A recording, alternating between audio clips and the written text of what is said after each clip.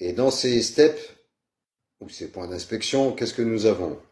Nous avons le hold point, c'est le point d'arrêt. Nous avons le witness point, c'est en français, on peut dire le point témoin. On peut le traduire comme ça.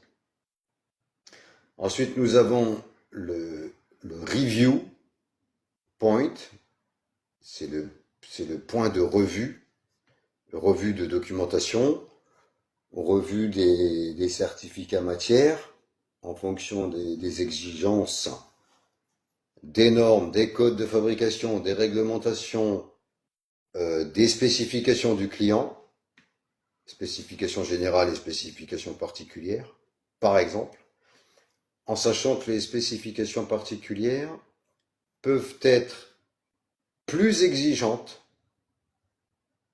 que la norme ou que le code de construction, voire de la réglementation. Voilà. Et ce document, il vit dans l'atelier. Et à chaque passage, des intervenants, des clients, des différentes parties, ils doivent apposer leur stamp et leur signature sur le document, sur la bonne ligne, bien entendu, pour valider l'étape.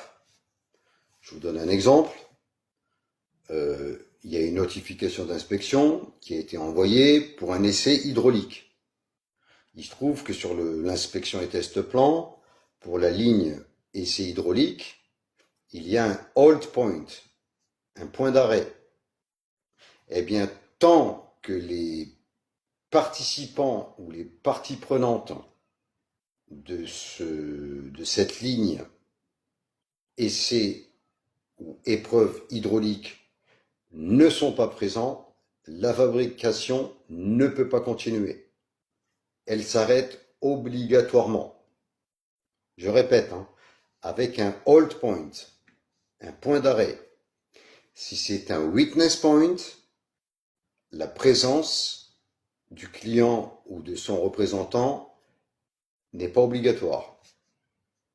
Alors, je le redis, si vous pouvez cliquer sur j'aime et partager le live, si ça vous dérange pas, s'il vous plaît, ce serait sympa de votre part. Donc, vous avez le sujet du live.